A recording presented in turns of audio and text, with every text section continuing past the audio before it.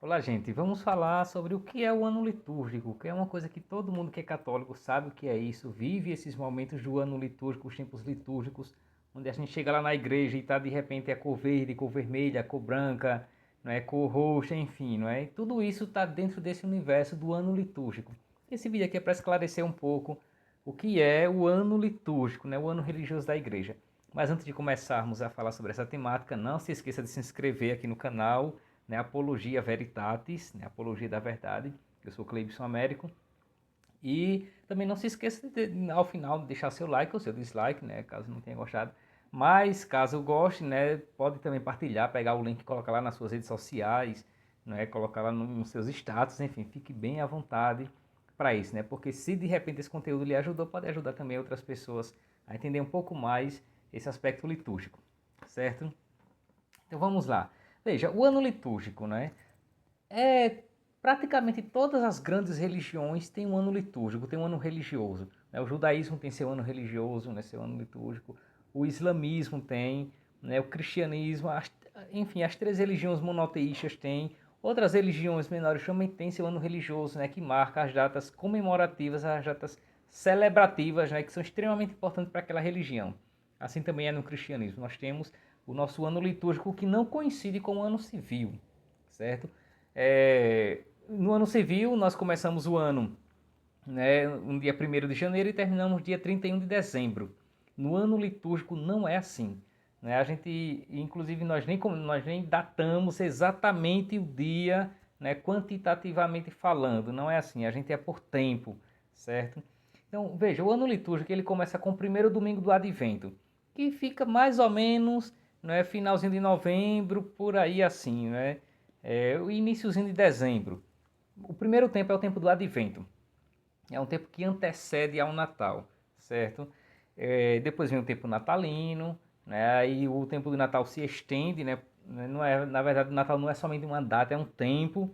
É o tempo do Natal e depois disso a gente adentra lá no tempo comum, né? Que é o tempo mais longo durante o ano. Né? No tempo comum aí se interrompe para se viver o tempo da quaresma, depois da quaresma o tempo pascal. Depois se retoma o tempo comum para em seguida terminá-lo no 34º domingo do tempo comum com a solenidade de Cristo Rei.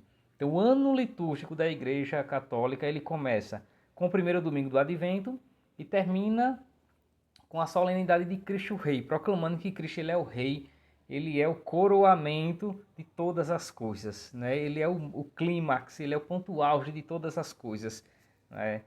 E veja, em cada tempo do tempo litúrgico, né, existem características próprias. Por exemplo, o advento.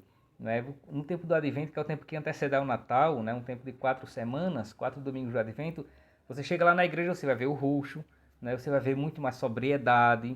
Né, a liturgia ela tem uma sobriedade muito mais própria, muito mais silenciosa, muito mais contemplativa. Porque está se vivendo o tempo da esperança, o tempo da expectativa. A gente retoma aqueles sentimentos dos profetas antigos e do povo de Deus, né, que esperavam ansiosamente pelo Salvador, e nós incorporamos isso para esperar o Senhor que virá no Natal. Então, o tempo do Advento é um tempo em que se usa o roxo na liturgia, não é? A cor roxa nos paramentos, né, e, enfim, nos ornamentos, significando expectativa, né, esperança, né, significando anseio. Certo? E o tempo advento né, vem da palavra latina advenire, que significa para vir, né, para chegar, ou seja, aquele que está para chegar. Né? E o tempo do advento, né, se divide em duas partes. Né? A primeira parte é na expectativa escatológica, esperando o Cristo que virá na segunda vinda, e as leituras da liturgia falam disso, não é? Dessa vinda escatológica. E a segunda parte, a partir do dia 16 de dezembro, né, trata sobre a primeira vinda do Cristo. Né? Um dos textos litúrgicos, os textos bíblicos vão tratar sobre essa temática na liturgia. E aí no tempo do Natal, como é um tempo festivo, nós usamos o branco. O branco na liturgia, ele significa festividade, significa celebração, alegria. Né? De modo que no tempo do Natal, não é? E todas as festas dos santos, por exemplo, que não tenham sido mártires, nós usamos o branco, porque o branco simboliza a festa, a pureza. Né? Então, e durante todo o tempo natalino, nós vamos usar o branco, certo, gente? E quando nós adentrarmos no tempo comum, aí nós usaremos o verde, né, que é o tempo mais longo durante o ano, como já dissera. E nesse tempo onde se medita a vida cotidiana do Cristo, né? Se chama comum porque nós meditamos a vida comum dele no dia a dia, pregando, ensinando, né? Catequizando, fazendo seus milagres, enfim, né? Então aquela vida comum, odierna de Cristo que os evangelhos narram. E aí usamos o verde na liturgia. Aí se interrompe, né, como falara, para o tempo da quaresma, que é um tempo penitente, um tempo onde nós usamos o roxo, né, na liturgia, né, para significar a penitência, né, o jejum, a oração mais intensa, né, a ascese, né, a vida ascética, né, tudo isso no tempo quaresmal. É quaresma, né, quadragésima. Eu tenho um vídeo aqui no canal, inclusive, onde eu explico detalhadamente a quaresma. Depois você pode ver lá, tá logo nos primeiros vídeos, né, sobre a quaresma. E depois nós adentramos no tempo pascal, onde vamos usar o branco, né, o branco festivo, o branco da ressurreição, o branco ou o dourado. O dourado também é símbolo da divindade, né, do Cristo. Por isso que os paramentos geralmente tem o dourado, né, porque o dourado ele simboliza, né, o ouro, a realeza do Cristo Rei de todas as coisas.